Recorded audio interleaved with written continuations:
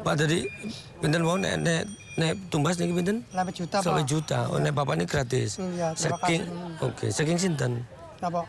Becak Si sih. Prabowo. Oh, saking Pak Prabowo presiden. Nangis nih dapat becak. Saya arum, Pak, karuman. Sangat senangnya, Pak. Oke. Terima kasih sekali, Bapak Prabowo. Prabowo. Oke. Sebenarnya beliau pernah menawari saya juga loh, Oh gitu. yang lain, posisi lain. Oke. Tapi Menteri Luar Negeri. Ya. Politik internasional bagi saya juga suatu kesukaan. Oke. Tapi saya kan belum pernah. Setiap 25 tahun sekali, sebuah bangsa itu harus mengubah agenda prioritasnya. Hari persatuan dari orang-orang yang pernah berbeda, itu lebih bisa menyelamatkan bangsa ini hari ini.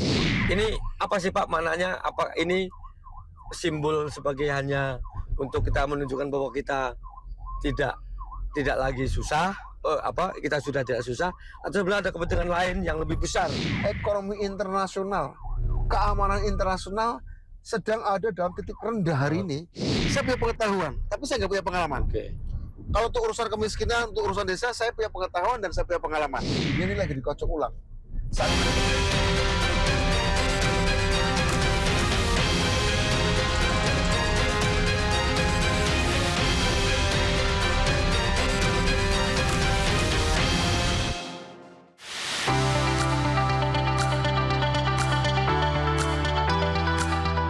Presiden Prabowo Subianto melalui Badan Percepatan Pengentasan Kemiskinan atau BP Taskin dan Yayasan Gerakan Solidaritas Nasional atau YGSN menyalurkan bantuan becak listrik kepada para pengayuh lansia di Kota Tegal dan Kabupaten Pemalang, Jawa Tengah. Penyerahan dilakukan serentak pada Kamis 17 Juli 2025 di Pendopo Ki Gede Sebayu, Kota Tegal dan Pendopo Kabupaten Pemalang. Sebanyak 25 unit becak listrik diberikan di masing-masing daerah dengan sasaran pengayuh becak berusia minimal 60 tahun. Bantuan ini bertujuan meringankan beban fisik para lansia sekaligus meningkatkan kesejahteraan mereka. Program ini juga diharapkan dapat menjadi langkah nyata pengentasan kemiskinan melalui pemberdayaan ekonomi produktif, bukan sekedar bantuan tunai.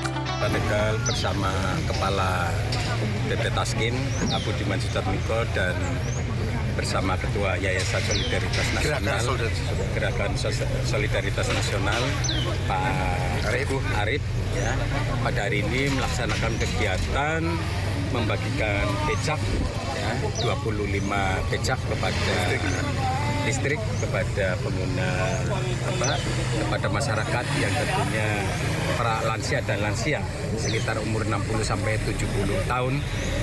Ini adalah pemberian dari Bapak Prabowo. Jadi gagasan ini ya karena hasil pemikiran bahwa masyarakat di Indonesia itu ada sebagian yang mata pencariannya tukang becak, ya, yang usianya 60 sampai 60 lebih itu masih ketergantungan mencari nafkah dari becak, sehingga Pak Prabowo memberikan pemikiran dan gagasannya bagaimana ketika penyesuaian dari orang yang lansia yang mungkin tidak seperti muda lagi, ini tidak bisa lepas dari pekerjaan becak, sehingga pemikiran ini akhirnya timbullah pemikiran ada becak listrik sebagai pengganti.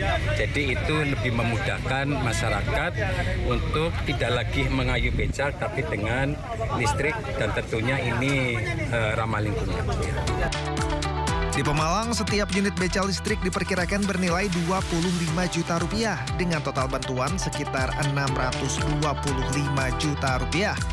Pemerintah daerah setempat menyambut positif program ini dan menilai keberadaan becak listrik berpotensi menjadi daya tarik wisata lokal. Penyaluran di Tegal dan Pemalang merupakan bagian dari program nasional yang sebelumnya telah dilaksanakan di Jawa Timur dan Madura. Total bantuan yang disalurkan di Jawa Tengah mencakup 100 unit becak listrik untuk 4 wilayah, yaitu Tegal, Pemalang, Pekalongan, dan Batang. Selain membantu pengayuh becak lansia, program ini juga membuka peluang bagi Kota Tegal yang dikenal sebagai sentra industri logam untuk menjadi pusat produksi becak listrik nasional. Kebutuhan nasional becak listrik diperkirakan mencapai 70.000 unit. Program becak listrik ini dirancang untuk mengurangi beban kerja fisik, meningkatkan pendapatan para pengayuh, serta mendukung penggunaan transportasi ramah lingkungan di daerah.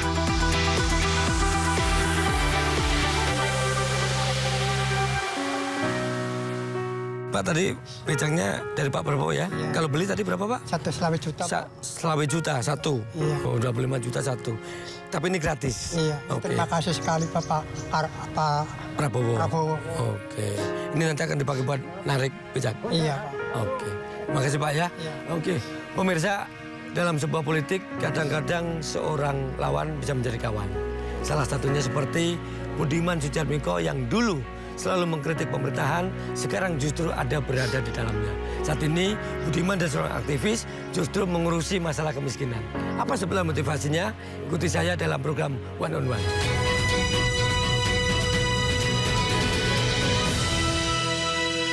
Oke, pemirsa, saat ini saya bersama Mas Budiman Sujatmiko sebagai Kepala Badan Percepatan Pengentasan Kemiskinan atau sering disebut BP Taskin. Nah, saya akan ngobrol-ngobrol dengan beliau seputar aktivitasnya dan apa itu BP Taskin. Mas Budiman, apa kabar? Halo, Oke. terima kasih. Terima kasih. Kabar baik, Mas Budiman. Alhamdulillah, lama ketemu nih. Ya. Mas Budiman, tadi saya sempat lihat Mas Budiman semangat banget keliling-keliling dengan becak listrik kalau saya sama masyarakat. Semangatnya ternyata masih luar biasa. Jadi saya teringat Mas Budiman, hampir 30 tahun lah, mungkin tahun waktu itu 96. Sekarang berarti 9 tahun. Semangatnya juga luar biasa. 30 tahun ya. Ya, sama semangatnya ya. Tapi waktu itu posisinya Mas Budiman aktivis. Kalau sekarang Mas Budiman adalah eksekutif. Nah, pertanyaan saya, apa sih Mas yang membuat Mas Budiman bisa berubah pikiran dari dulu seorang pengkritis pengkritis kebijakan eksekutif, sekarang Mas Budiman bersedia untuk masuk ke dalam eksekutif? Sebenarnya dari aktivis menjadi eksekutif atau menjadi legislatif itu bukan cerita yang unik ya. Oke. Itu bukan cerita yang langka, itu biasa di dalam maupun di luar negeri. Oke. Saya ambil contoh Presiden Brazil Lula da Silva dulu aktivis gerakan buruh. Ya. Banyak lagi dulu ada Menteri Luar di Jerman Joseph Fischer dulu aktivis gerakan mahasiswa tahun 60-an di Jerman. Oke. Di Indonesia banyak juga. Masalahnya bukan aktivis kok jadi eksekutif, itu seolah-olah itu jadi masalah enggak. Okay. Tapi apakah berubah tidak visinya? Berubah tidak nilai-nilai yang diperjuangkan? Oke. Selama tidak berubah dari aktivis kemudian setelah itu menjadi aktris, dari aktivis setelah itu menjadi ilmuwan, dari aktivis kemudian menjadi seorang ulama, jadi politisi, jadi eksekutif. Saya kira itu evolusi yang biasa-biasa saja ya. Daripada bertanya, kok dulu aktivis sekarang jadi eksekutif? Loh, kan banyak juga eksekutif yang dulunya seniman, eksekutif yang dulunya pengusaha, ya kan?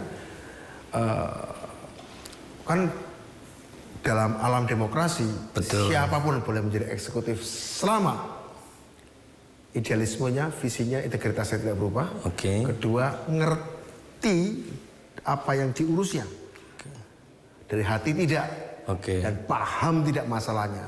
Kalau misalnya saya ditempatkan dalam posisi eksekutif yang saya tidak punya rekam jejaknya, itu boleh tuh, bagus tuh dipertanyakan juga. Misalnya apa ya? Saya jadi menteri satu bidang yang saya... Misalnya tiba-tiba jadi menteri perhubungan. Iya, karena bahkan saya tidak punya pengalaman di perhubungan misalnya begitu ya. Mungkin boleh juga tuh ditanyakan gitu ya.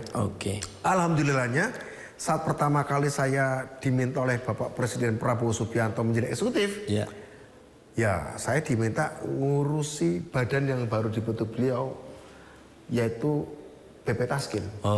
Badan yang mengurusi percepatan pengentasan kemiskinan. Yang memang itu sejak tahun 90 saya banyak terlibat di dalam advokasi petani-petani miskin, terutama di Jawa Tengah dan di Jawa Timur. Jadi nyambung juga sih, agak, ya bukan agak, sangat nyambung bahkan, begitu.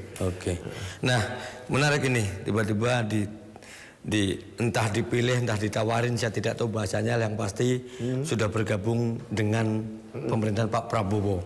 Sekarang saya tanya balik, kenapa jatuhnya sekarang ikut berjuang tetapi berbeda dengan dulu berjuang dari luar, katakan sebagai aktivis ataupun legislatif, pernah legislatif 2 periode. Ya, nah sekarang berjuang dari dalam eksekutif. Kenapa pemilihnya ketika pas Pak Prabowo Loh, kalau soal di Pak Prabowo, karena Pak Prabowo yang mengangkat. Kan posisi saya sebagai pembantu presiden. Kalau pembantu presiden kan bukan saya yang mencalonkan diri, tapi yang karena ditawari. Dan kebetulan ditawarinya adalah bidang yang memang sesuai. Dari sejak puluhan tahun lalu sudah saya geluti mengurusi kemiskinan, mengurusi desa, itu adalah soal-soal yang memang menjadi awal saya bergerak sebagai aktivis. Sebenarnya beliau pernah menawari saya juga loh. Oh gitu. Yang lain, posisi lain. Tapi Menteri Luar Negeri. Tapi saya dengan hormat, Pak, waduh itu rasanya betul saya sangat suka geopolitik. Betul saya sejak SD bahkan suka membaca politik internasional sejak SD. Karena pada waktu saya SD politik nasional tidak menarik. Jadi saya banyak baca koran nih, modalnya baca koran dan nonton dunia dalam berita. Sehingga politik internasional bagi saya juga suatu kesukaan. Tapi saya kan belum pernah dalam pengertian berkarir di situ. Jadi saya lebih memilih hal yang berkaitan dengan orang miskin yang memang juga passion saya. Nah ini menarik nih. Ternyata Mas Budiman pernah ditawarin Menteri Luar Negeri itu. Gimana kalau kamu bantu saya di Menteri Luar Negeri? Wah Pak, itu jabatan elit padahal loh. Lebih baik saya ngurusi rakyat di bawah aja Pak. Saya masih punya utang gitu. Gitu. Saya punya utang sama orang miskin, orang desa, rakyat. Artinya Mas Budiman kalau saya namanya sadar diri lah gitu ya. Karena merasa bukan sadar diri. Atau kemana? Belum tentu saya nggak bisa juga kalau belum tentu saya nggak bisa. Tapi ini soal gini, posisi politik, jabatan politik, menteri itu kan bukan sekedar secara intelektual menguasai, bukan sekedar secara konseptual menguasai, tapi secara emosional. Karena apa? Kita kan menjadi eksekutif dari pemerintah. Ketika berhubungan dengan bidang dan berhubungan dengan orang banyak, kan bukan cuma otak kita yang kita pakai. Hati kita ada nggak? Betul, saya juga punya hati, saya punya alasan-alasan emosional juga bicara politik luar negeri. Bahkan mungkin harus saya kasih tahu, alasan saya paling kuat mendukung Pak Prabowo di tahun 2023 itu alasan geopolitik loh.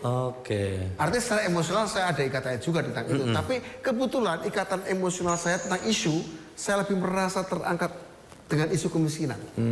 Yang memang itu kayak semacam sumpah saya dari dulu, saya pengen soal-soal sumber daya manusia yang berkaitan dengan kemiskinan, berkaitan dengan isu kebodohan, itu menjadi passion saya. Nah saya menarik nih, tadi ada bermain soal dari hati. Ya dong, harus dari hati. Saya akan bertanya sekarang. Mas Budiman dulu tuh waktu jadi aktivis, itu kayaknya sering sepengetahuan saya, karena Mas Budiman aktivis saya juga masih kecil lah, tapi udah tahu lah. Ya enggak lah, masih kecil lah. Kayaknya saya masih muda banget ya. Tapi perancangan adalah muda banget itu. Gua muda loh. Tapi perancangan adalah dulu itu adalah Mas Budiman paling kenceng menentang kebijakan era Orde Baru. Pak Prabowo itu adalah salah satu produk Orde Baru, kan gitu. Ini nggak dipungkiri ya. Tetapi perancangan adalah dulu lawan, tapi sekarang kok menjadi kawan. Itu karena hati itu bisa menjadi begini. Jadi pertama ada dua yang harus saya sampaikan. Alasan sejarah. Setiap 25 tahun sekali sebuah bangsa itu harus mengubah agenda prioritasnya.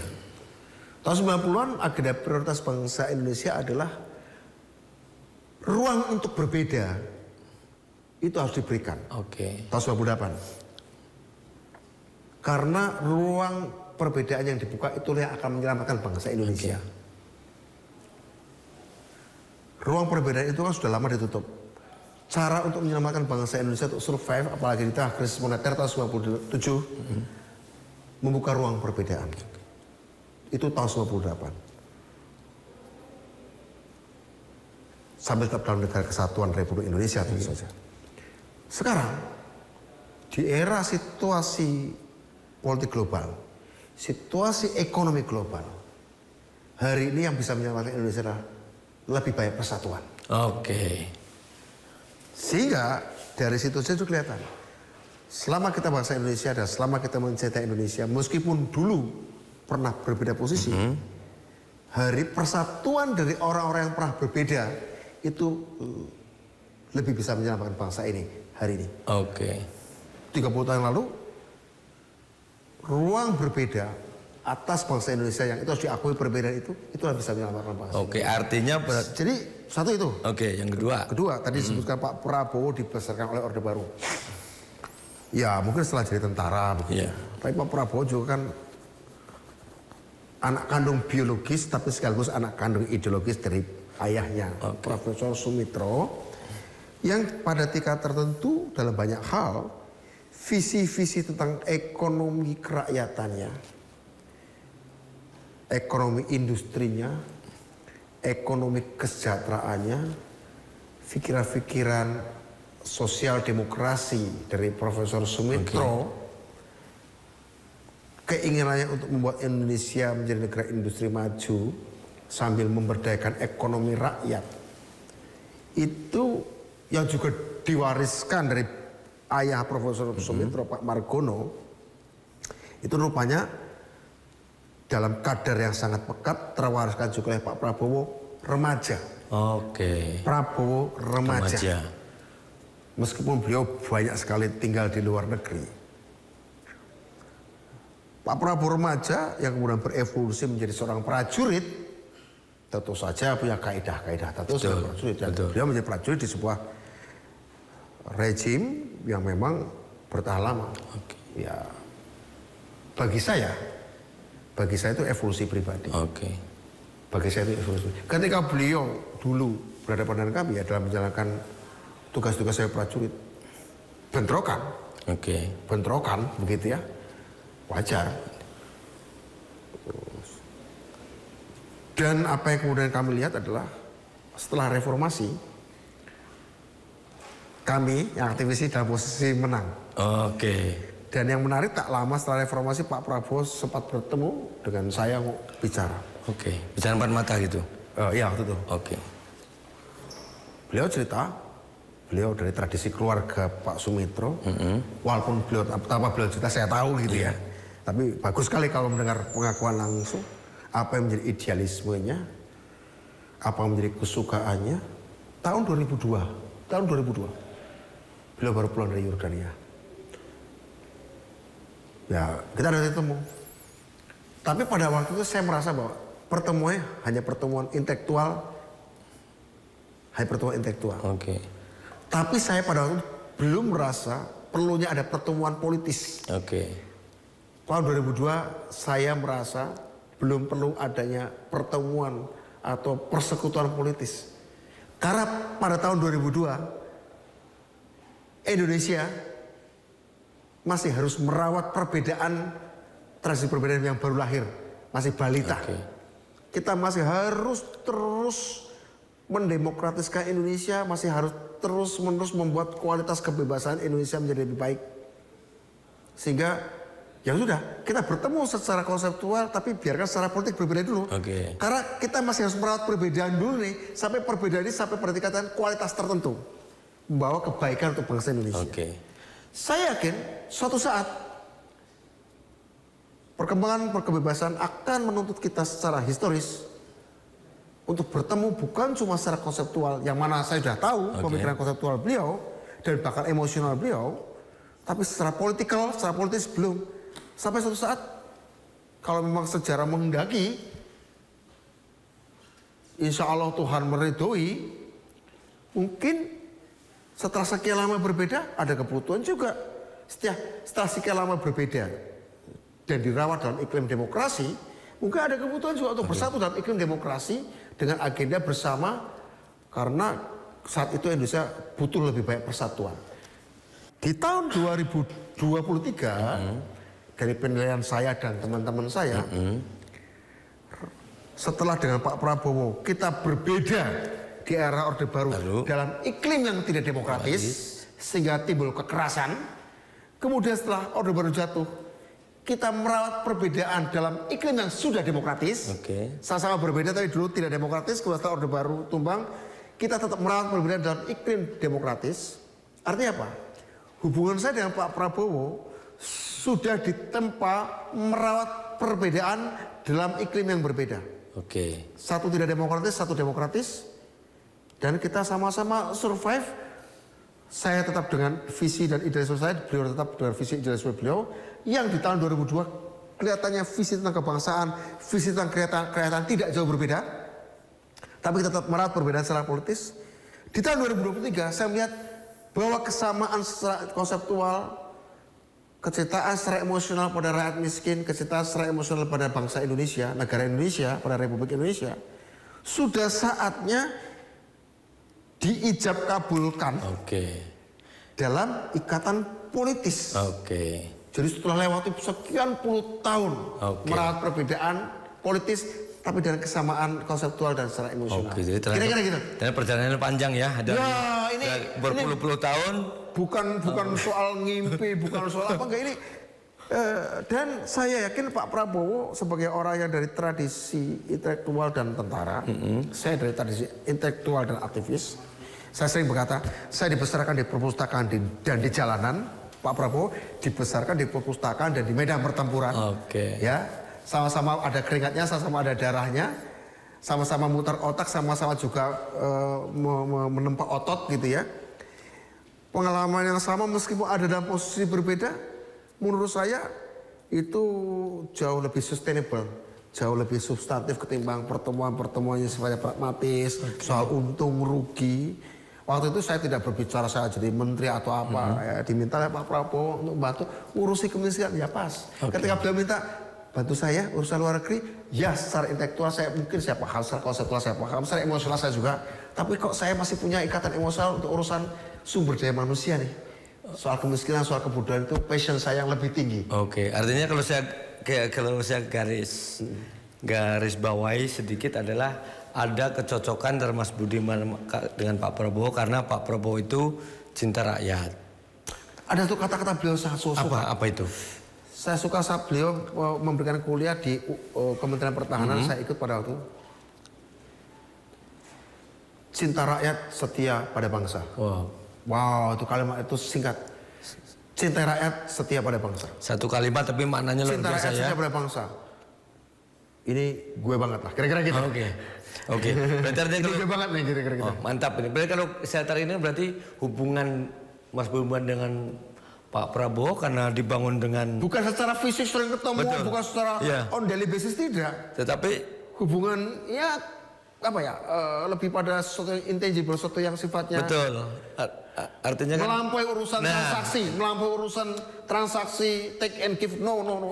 Terlalu kecil untuk urusan kayak gitu, terlalu kecil bagi saya. Nah itu kan hubungannya artinya dari segala sisi ini sangat dekat lah gitu, bukan berarti dekatnya harus bersampingan secara fisik kan tidak gitu. Bukan. Nah pertanyaan saya adalah ketika dengan Pak Prabowo yang sangat dekat secara emosional dan sebagainya, kalau dengan Mas Wapres gimana? Pak, kalau Pak Wapres malah kan sudah kenal lebih dulu. Kalau Pak Wapres kan sudah kenal lebih dulu, dalam artian pada waktu Pak Prabowo, saya juga belum bertemu Pak Prabowo.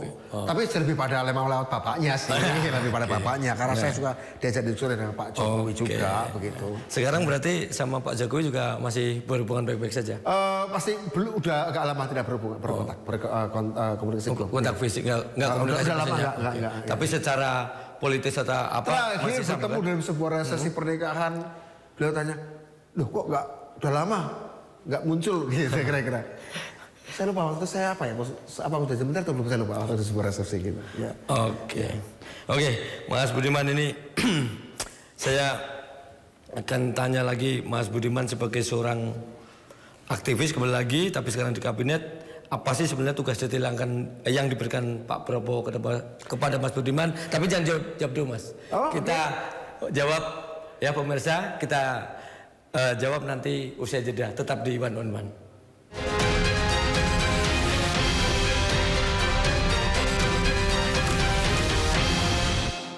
Jam 7 malam.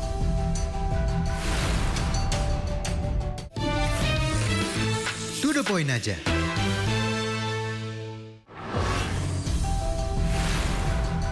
Tanggal 7 Juli 2025 sampai jam 23:09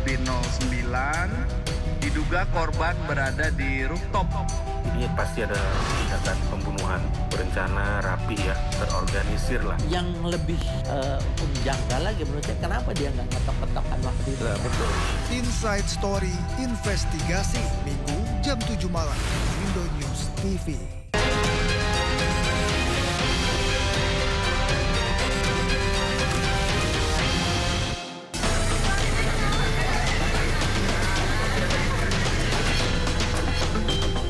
Badan Pusat Statistik atau BPS mencatat tingkat kemiskinan nasional pada September 2024 sebesar 8,57%, turun dari 9,03% pada Maret 2024. Secara absolut, jumlah penduduk miskin berkurang 1,16 juta jiwa dari 25,22 juta menjadi 24,06 juta orang. Penurunan ini terjadi baik di perkotaan yang kini mencapai 6,66% maupun di perdesaan yang berada di angka 11,34%. Untuk mempercepat tren penurunan tersebut, Presiden Prabowo Subianto membentuk Badan Percepatan Pengentasan Kemiskinan atau BPTASKIN melalui Perpres nomor 163 tahun 2024. BPTASKIN dipimpin Budiman Sujatmiko dan diberi mandat langsung untuk menuntaskan kemiskinan ekstrim pada tahun 2026. Serta menurunkan kemiskinan relatif menjadi 5% pada tahun 2029. Prabowo menegaskan lembaga ini hadir untuk memotong hambatan birokrasi, memastikan bantuan sosial tepat sasaran, dan mendorong pemberdayaan masyarakat melalui program strategis seperti makan bergizi gratis, rumah murah, dan sekolah rakyat. BPS menyebut capaian kemiskinan 8,57% sebagai yang terendah sejak pencatatan dimulai pada awal tahun 1960-an.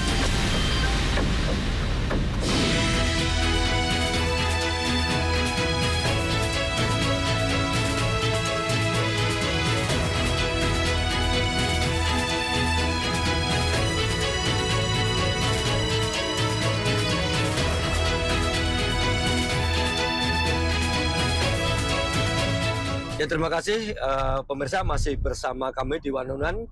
Saya Lukman Hanafi masih bersama Mas Budiman Sujatmiko ya, Mas ya. Ini kita sambil perjalanan menuju tempat kegiatan kerja Mas Budiman. Ini menuju ke mana kita? Ke Pemalang. Pemalang ya. Pemalang, dari Tegal menuju Pemalang. Dari Tegal menuju Pemalang. Oke, Mas, tadi di segmen berikutnya, segmen sebelumnya kan saya bertanya kepada Mas Budiman adalah Mas Budiman ini seorang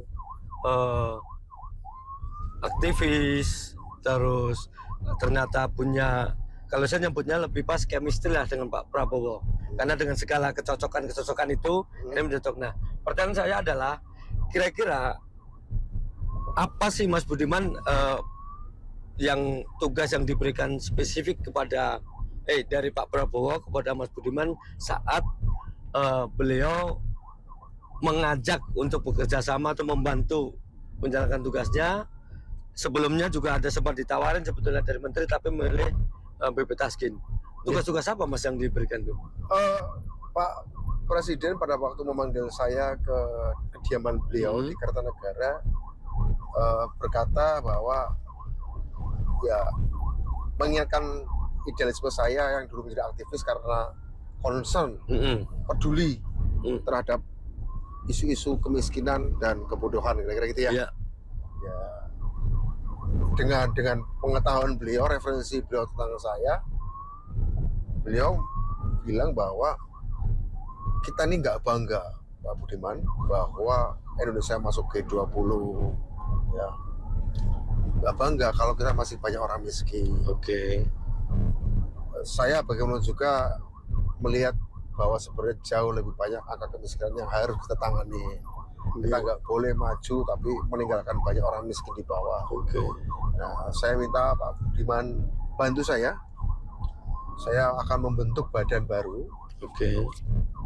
Yang khusus membuat program-program pengentasan kemiskinan selama ini bisa berjalan lebih efektif, lebih efisien, lebih cepat, lebih akurat, lebih bisa dikoordinasikan, bisa terpimpin dalam arti jangan sampai program-program sosial yang selama ini banyak, Ya. ada anggaran yang sudah baik dicurahkan, nanti malah salah tempat, salah sasaran, tidak menciptakan apa namanya pengatasan kemiskinan dari orang miskin ini. Oke. Ya, Pak Budiman, saya minta untuk bantu fokus di situ, karena kita butuh langkah-langkah lebih terkoordinasi. Oke. Kira-kira itu yang disampaikan. Oh. Nah, begitu. Dan langsung Pak Budiman, badan ini setingkat kementerian langsung di bawah saya sebagai presiden. Begitu yang disampaikan oleh beliau pada waktu beliau memanggil kami. Baik, ini dengan sebenarnya sangat bagus ya kalau ini meskipun kita jujur kayak saya juga bertanya apa sih, ternyata sudah dapat penjelasannya itu mudah-mudahan pemirsa kita makin paham ya Mas Budiman ya. Nah, tapi ada yang menarik nih. Ya. Di tengah ini pengentasan kemiskinan, akhirnya dengan untuk mencapai program itu beragam cara dilakukan oleh Pak Prabowo. Salah satunya adalah kan efisiensi anggaran dan sebagainya ya. Itu untuk menunjang tentu tidak hanya pengentasan kemiskinan ya, untuk mendukung semua program beliau kan gitu. Tapi di tengah efisiensi, Pak Prabowo ini sering sekali kunjungan ke luar negeri. Ini sebetulnya ini apa sih Pak maknanya? Apa ini simbol sebagai hanya untuk kita menunjukkan bahwa kita tidak lagi susah, kita sudah tidak susah, atau sebenarnya ada kepentingan lain yang lebih besar untuk mengentaskan masalah-masalah yang ada di negara kita nih Mas? Jadi kemiskinan sebagaimana juga penyakit-penyakit sosial yang lain, itu disikapi oleh Pak Prabowo sebagai orang yang punya wawasan geopolitik, punya wawasan strategis, itu punya hubungan langsung atau tidak langsung dengan situasi ekonomi global. Ya. Sangat. Itu beliau sangat meyakini itu juga sesuatu yang sangat saya percaya, sangat saya yakini dan bisa dibuktikan secara ilmiah. Ya. Kemiskinan sebagaimana penyakit sosial itu harus disikapi seperti kita menyikapi penyakit dalam tubuh kita. Anda tahu pijat refleksi? Ya, sakit paru, sakit jantung, sakit mata. Tapi apakah yang dipijat jantung? Bukan. Sakit mata ketika buram, apakah yang dipijat mata? Kan? Bukan. Apa coba? Kaki, jari. Kaki atau jari tangan? Betul. Artinya apa? Kemiskinannya ada di Indonesia. Tapi jangan-jangan sumbernya adalah pada tatanan perdagangan dan ekonomi dunia yang tidak adil. Oke, berarti artinya sono untuk lobby-lobby ya? Lobby-lobby. Nah, termasuk yang terakhir ini ketika Pak Prabowo berteleponan langsung dengan Trump untuk menegosiasikan tarif. Mungkin tidak semua orang puas, tapi itu adalah cara untuk menyamakan industri dalam negeri kita. Ya, supaya kita bisa tetap masuk ke pasar Amerika sambil Pak Presiden juga pernah mengatakan sambil kita membuka pasar-pasar non tradisional lain yang bisa dimasuki oleh produk Indonesia, sehingga pabrik-pabrik kita tetap bisa berproduksi dan mengekspor dan tidak ada lagi PHK. Itu kan juga berdampak dengan kemiskinan, pengentasan kemiskinan maksud saya. Dan PHK kan berdampak pada kemiskinan. Dan itu sangat berhubungan dengan situasi ekonomi. Karena itu ketika Pak Presiden mengatakan Indonesia bergabung ke BRICS, tapi bukan berarti kita konfrontatif ke Barat. Dengan Trump melakukan negosiasi yang hasilnya kemarin kan, ya berhasil menurunkan dari 32 menjadi 19. Ya, meskipun Amerika minta dari kita 0%, kita tidak semuanya orang puas, tapi itu adalah titik optimal yang bisa kita lakukan. Tapi Pak Prabowo mengatakan ini masih bisa dinegosiasikan lagi, belum final. Artinya Pak Prabowo masih terus melakukan cara-cara yang menurut saya itu yang dilakukan oleh kepala negara, ya. Apalagi Indonesia negara besar. Apapun yang terjadi pada Indonesia akan berdampak, dan apa yang terjadi pada dunia akan dampaknya dalam jumlah masif juga, dalam jumlah yang banyak untuk rakyat Indonesia, jumlahnya 280 juta ini. Nah, artinya kunjungan ke luar negeri bukan jalan-jalan. Saya kira Pak Prabowo juga secara personal bukan tipe orang yang gumunan dengan luar negeri, bukan tipe orang yang mumpung jadi presiden jalan-jalan ke luar negeri. Pak Prabowo masa remajanya banyak di luar negeri, saya kira bukan tipe orang yang aji mumpung pengen jalan-jalan ke luar negeri, enggak juga. Menurut saya justru lebih banyak pusingnya karena ketika Pak Prabowo melakukan kunjungan luar negeri, politik internasional, ekonomi internasional, keamanan internasional sedang ada dalam titik rendah hari ini. Artinya ke sana pasti lebih banyak kepusingan, tapi kan harus kepentingan bangsa kan tetap harus dijaga, Betul. harus dinegosiasikan, sehingga ketika ada perubahan di konstelasi ekonomi, politik maupun keamanan dunia, Indonesia setidaknya diajak ngomong. Oke. Indonesia setidaknya bisa datang dan kemudian ide-ide bisa ikut membentuk pembentukan tatanan dunia baru, katakanlah begitu. Oke. Ya, dengan seperti itu beliau harus datang agar ketika ada kesempatan perubahan, ada ide Indonesia masuk, dan ada kepentingan Indonesia yang bisa dijaga. Dan itu dampaknya pada soal kemiskinan juga, gitu loh. Ya. Itu termasuk seperti yang di tadi itu sakit kepala, sakit jantung, dipijitnya di kaki. baik. Kira-kira gitu. Kan terakhir sebelum ke Trump juga kan sempat ke Uni Eropa ya. Uni Eropa Yang negosiasi 10 tahun sempat ini ya. tertunda. Akhirnya gol juga ya. Oh, dengan Cina, Rusia udah berkali-kali beliau kan. Oke. Karena Arab juga sudah lakukannya ya. Saya pikir beliau tahu titik-titik di mana pijat refleksinya itu bisa menyembuhkan masalah-masalah sosial bangsa Indonesia. Kira-kira begitu. Oke, Mas kalau boleh tahu apa sebenarnya sih Mas dari seorang Mas Budiman ini atau dari seorang Pak Prabowo ini yang membuat Mas Budiman sangat tertarik, jadi sangat cocok atau sangat tertarik lah dari apa yang dimiliki Pak Prabowo ini dibanding yang lain-lain kira-kira. Saya nggak bisa membandingkan karena saya belum pernah jadi menteri di presiden-presiden sebelumnya. Ya. Saya bekerja dengan Pak Prabowo dalam konteks pekerjaan. Dalam konteks pekerjaan, kalau saya boleh cerita bahwa dalam rapat-rapat kabinet Pak Prabowo itu memerankan dua hal. Kalau rapat itu semacam ada dua segmen kalau beliau rapat. Segmen ketika beliau menjadi guru besar, seperti dosen, memberikan analisis tentang perkembangan ekonomi politik global maupun nasional. Kemudian setelah itu meminta laporan, diskusi, setelah itu putusan arahan. Jadi dari guru besar menjadi komander. Ya, itu khas betul ya. Beliau bisa 1 jam lebih menguraikan masalah seperti sedang memberikan lecture perkuliahan begitu, dan saya dalam tanda kutip menikmati itu. Artinya apa? Saya sebagai salah satu menterinya, salah satu pembantunya, ketika diberi tugas spesifik pengentasan kemiskinan, saya diberi kesempatan untuk melihat cakrawala yang lebih luas lagi, yang mungkin nggak ada hubungan langsung dengan badan yang saya pimpin, tapi mungkin hubungan dengan pertahanan, hubungan dengan politik luar negeri, hubungannya dengan keagamaan, hubungan dengan pendidikan, yang kemudian saya coba mengkoneksikan itu semua pada tupoksi yang saya jalankan di BP Tasken. Dan itu juga saya kira berlaku bagi menteri-menteri lain. Pak Prabowo bicara kemiskinan, mungkin bagaimana Menteri Agama juga bisa ikut mendengarkan, Menteri Pendidikan Tinggi juga bisa untuk mendengarkan. Artinya apa? Artinya itu juga didahului sebelumnya ketika kita menjadi menteri, di training di tempat di Magelang selama 5 hari untuk konsolidasi gagasan. Apapun jabatanmu di kementerian apapun, kita ini satu tim. Artinya kamu mungkin tidak peduli dengan dilakukan kementerian lain. Ya, karena mereka akan berdampak pada tupoksimu di kementerian maupun di badan. Karena itu berkolaborasilah, karena itu bersinergilah. Kira-kira itu spirit lebih dekok ya, smart korsanya itu sudah dibangun. Saya kira Pak Prabowo ingin menanamkan apa yang disebut sebagai cara pandang dan wawasan yang utuh dan solid yang harus dipahami pembantu-pembantunya, dikerjakan sesuai bidangnya, tapi dengan kesadaran yang lebih luas. Jangan cuma terkungkung dengan persoalan-persoalan di bidangnya, tapi menyadari apa yang terjadi di bagian-bagian lain. Baik. Saya kira itu. Yang menurut saya, jadi setiap kali rapat Pak Prabowo seperti memberikan studium general. Kuliah umum lah, kira-kira begitu. Jadi nggak benar ya, yang kata orang Pak Prabowo suka marah-marah berarti nggak ya?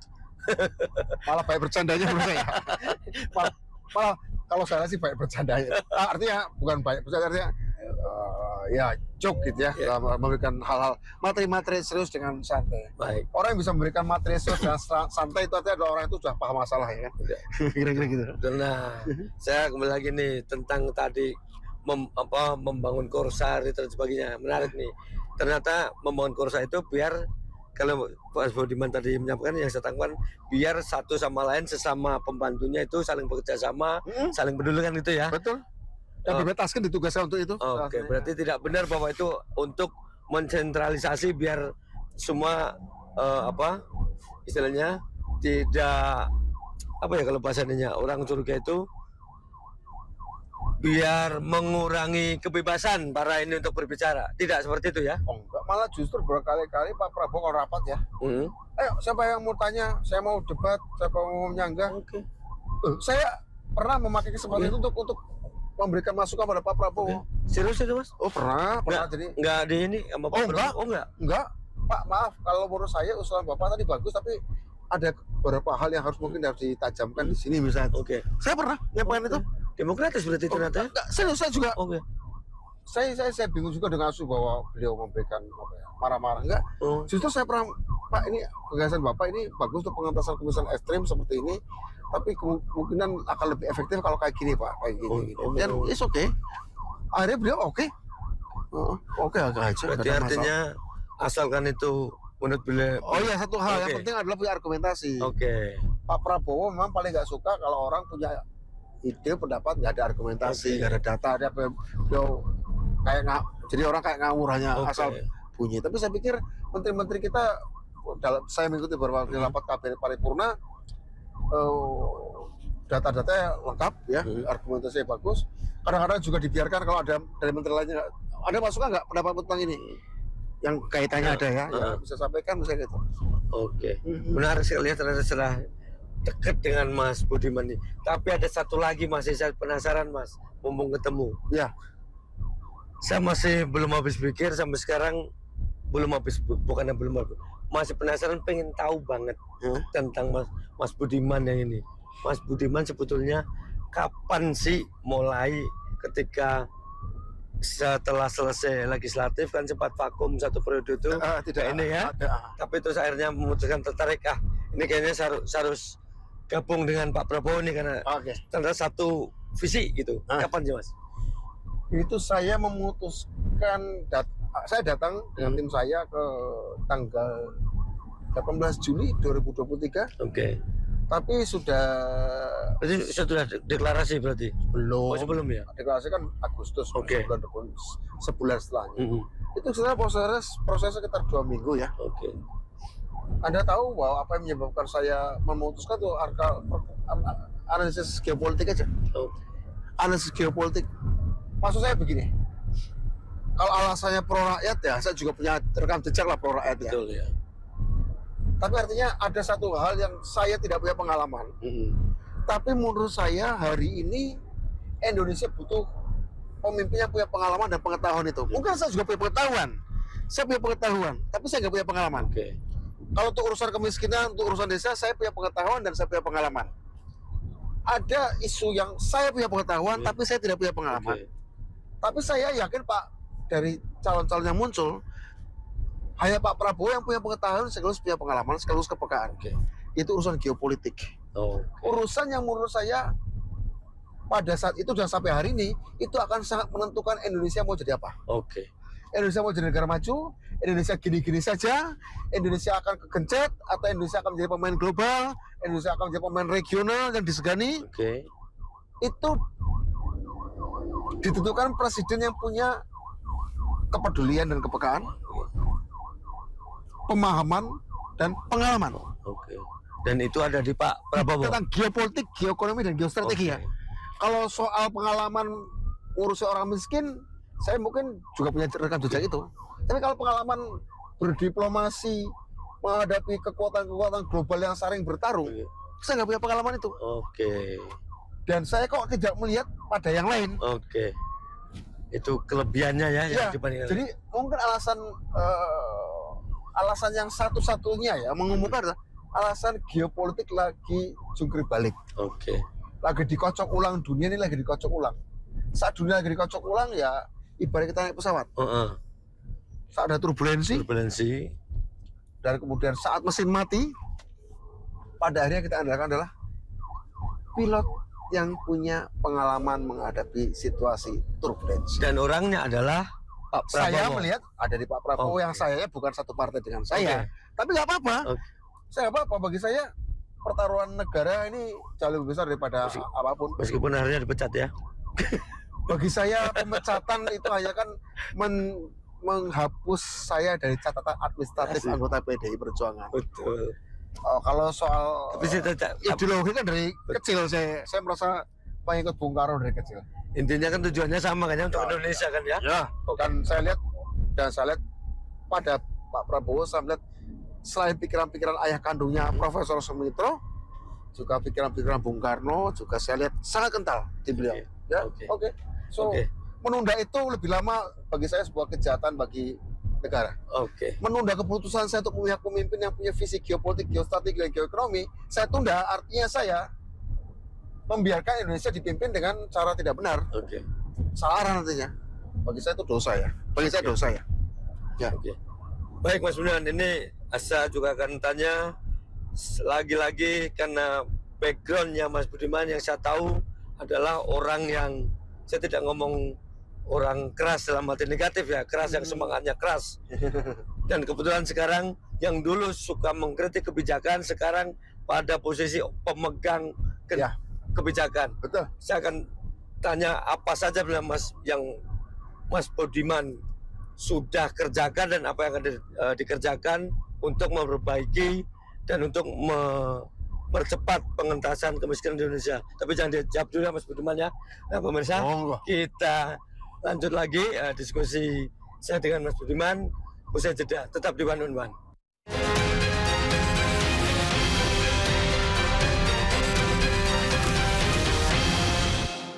Jam 7 malam. Sindo Today setiap hari di Sindo News TV Beyond Headline. Tanggal 7 Juli 2025 sampai jam 23:09 diduga korban berada di rooftop. Ini pasti ada tindakan pembunuhan berencana, rapi ya, terorganisir lah. Yang lebih menjanggal lagi menurut saya, kenapa dia nggak ngetok-ketokan waktu itu? Betul. Inside Story Investigasi Minggu jam 7 malam Indo News TV.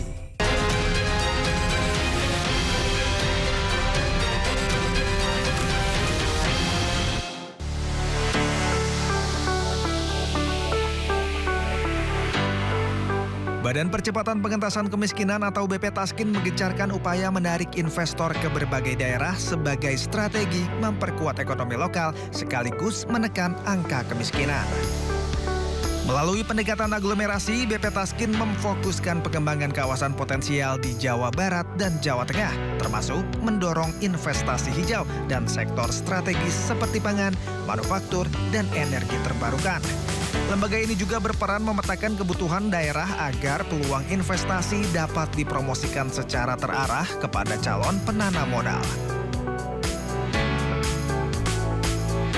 Di Kabupaten Pemalang, langkah konkret mengundang investor dilakukan melalui pertemuan dengan calon investor asal Tiongkok yang berencana menanamkan modal di wilayah Randu Dongkal seluas 402 hektar. Pemerintah daerah menjamin dukungan perizinan, regulasi, dan keamanan untuk mempermudah realisasi investasi tersebut. Selain itu, Bupati Pemalang juga meninjau langsung proyek pabrik sepatu PT Golden Victory Manufakturis yang diproyeksikan menyerap hingga 15.000 tenaga kerja lokal. Pemkab membuka lebar peluang investasi sekaligus menyiapkan tenaga kerja melalui balai latihan kerja agar dapat langsung tersedia dalam industri. Langkah sinergi antara BP Taskin dan pemerintah daerah seperti Pemalang diharapkan mampu menciptakan lapangan kerja baru, mengurangi pengangguran, dan mempercepat pengentasan kemiskinan secara struktural di wilayah tersebut.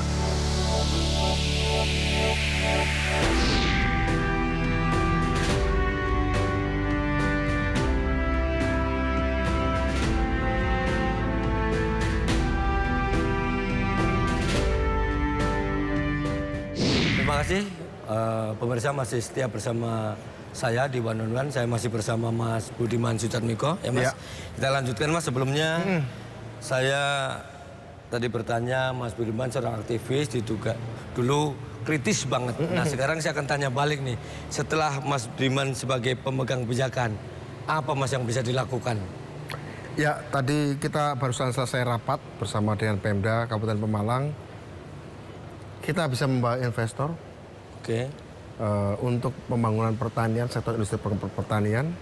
Dan kita sudah lakukan untuk bertemu dengan di beberapa kabupaten di luar Jawa, terutama kebanyakan Si Junjung, Sumatera Barat.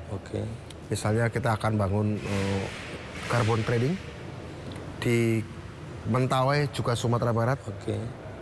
Untuk digital dan listrikan, energi baru terbarukan.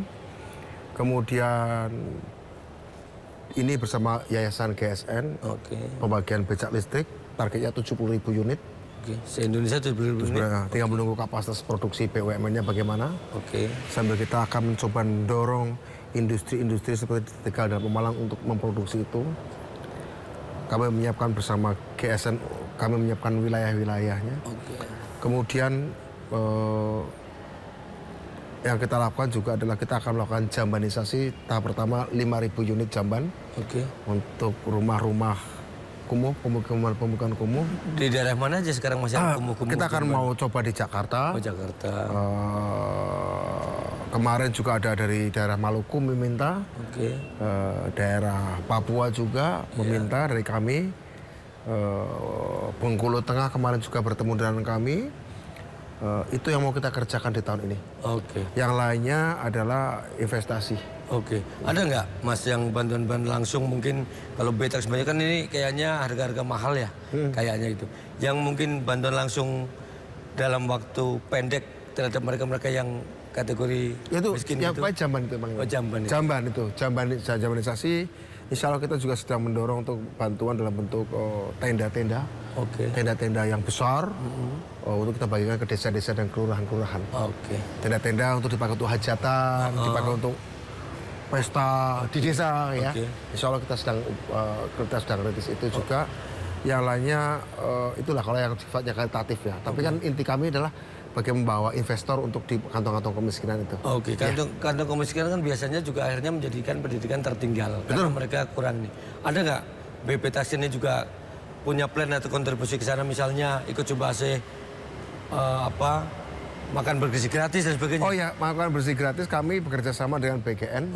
Kami akan menandatangani PKS, perjanjian kerjasama dengan kepala BGN, insya Allah next week untuk kita bangun 1.000 SPPG ya. Khusus di kantong-kantong kemiskinan dan daerah terluar. Ya, yang terisolasi, yang menurut saya ini penting karena kami menginginkan khusus untuk daerah-daerah kantong kemiskinan maupun daerah-daerah 3T itu prasyaratnya harus fleksibel, tidak boleh terlalu kaku karena bisa jadi daerah-daerah 3T itu penduduknya jarang sehingga tidak harus ada prasyarat minimal 3.000 penerima. Bisa saja mungkin cuma 500 dan penyelenggaranya bisa saja kita sudah ngobrol untuk dilakukan oleh kantin sekolah pun bisa, khusus untuk daerah 3T. Jadi tidak harus standar BGN karena kita ingin menjangkau daerah-daerah sangat terpelosok yang penduduknya jarang, begitu. Kami kemarin barusan dari Toraja, Tanah Toraja dan Toraja Utara di Sulawesi Selatan, kami melakukan perjalanan 10 jam dari Makassar sampai Toraja, tapi kamu masuk wilayah perbukitan, bisa melihat suasananya seperti apa.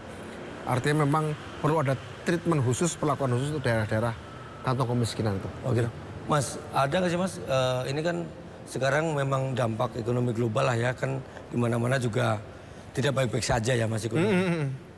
Boleh tahu nggak Mas, dengan kayaknya Mas Budiman sekitar baru 6-7 bulan lah ya jabat ya, tapi kebetulan kondisi ekonomi tidak baik-baik saja. Ini angka kemiskinan jadinya naik atau turun Mas? Data yang terakhir mengalami penurunan, data terakhir ya, sebelum ada perang tarif ya. Kita lihat lagi nanti, kita nunggu dari BPS. Kita nunggu dari BPS untuk mengeluarkan, nanti BPS yang berwenang untuk mengeluarkannya. Kalau kemarin sih sedikit turun. Meskipun kita tahu bahwa ada juga versi Bank Dunia ya yang membuat kemiskinan kita naik ya berkali-kali lipat. Tapi tentu saja kita ikut BPS karena itulah yang memiliki kewenangan untuk menentukan ukuran miskin dan miskin ekstrim di Indonesia itu seperti apa. Karena kita adalah lembaga negara, tentu saja ikut arahan Bapak Presiden Prabowo Subianto. BPS lah yang punya kewenangan untuk menentukan rumusan kemiskinan itu. Begitu? Ada nih Mas, Mas Budiman dari Pak Prabowo, ada ditargetkan nggak? Mas Budiman, kamu saya kasih tugas ini tapi dalam sekian tahun harus ya targetnya di tahun 2029 miskin dari 9% menjadi 5%. Dari tahun 2000 sekarang 9%, di 2029 turun menjadi 5%. Ya. Mas Budiman optimis tercapai? Insya Allah tapi tentu saja ini semuanya tergantung dari kerja sinergi. Kementerian lembaga, sinergi antar daerah dan juga masyarakat sipil. Tidak kurang pentingnya dan juga dukungan masyarakat internasional juga, ya. Karena kemiskinan ini musuh bersama, musuh kemanusiaan, bukan sekedar musuh ya bangsa Indonesia, begitu. Oke, terakhir Mas Budiman, sebelum kita tutup, saya kepingin komentar Mas Budiman, apa yang akan Anda sampaikan ke pemirsa kami di One seputar sosok Presiden Prabowo dan programnya yang dalam waktu dekat ataupun dalam waktu jangka panjang ini bermanfaat lebih kepada masyarakat Indonesia. Pak Prabowo Subianto itu sangat prihatin dengan kemiskinan dan kebodohan.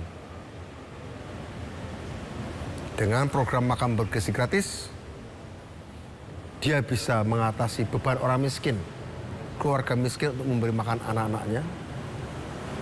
Dengan makan bergizi gratis yang terstandarisasi, bisa memberikan asupan gizi untuk anak-anak kita bahkan sejak dari janin, kandungan, sampai lulus SMA, sehingga masyarakat kita bisa lepas dari kemiskinan dan kebodohan. Dengan sekolah rakyat berasrama untuk orang-orang miskin, termasuk miskin ekstrim, Pak Prabowo ingin agar orang-orang, anak-anak dari keluarga miskin, terutama miskin ekstrim, bisa memutus mata rantai kemiskinan yang diturunkan, diwariskan turun-temurun. Saya 99,9% bisa jamin Pak Prabowo menghibahkan masa kepresidenannya, bahkan hidupnya untuk menyelesaikan soal itu. Jadi dukunglah program-program beliau. Jika tidak mau mendukung, jangan diganggu. Begitu. Baik, ya. Terima kasih ya. Mas Budiman. Jadi pemirsa, kita sudah nggak terasa sudah 1 jam ya. Tapi sebenarnya akan pengen lebih panjang. Ya, Mas Budiman juga ada agenda lain ya. Mau ketemu panti asuhan. Oke, nanti bisa dilanjut dalam lain kesempatan ya. Boleh. Baik pemirsa, demikian tadi kita obrolan dengan Mas Budiman Sujatmiko sebagai Kepala BP Taskin ya. Ya. Kita nanti boleh diingat-ingat 2009 kita tagih janji Mas Budiman dari 9% turun jadi 5%. Tapi mudah-mudahan nggak menunggu. Mudah-mudahan bisa lebih cepat. Bisa lebih cepat. Monggo, Kalau amin. bisa lebih cepat, kenapa harus amin menunggu yang lebih lemah? Gitu ya, Mas Budiman. Terima kasih. Terima kasih pemirsa sudah bersama kami di One. Sampai ketemu lagi di episode berikutnya. Saya Lukman Hanafi. Selamat malam. Terima kasih Mas Lukman. Terima kasih. Ya, salam.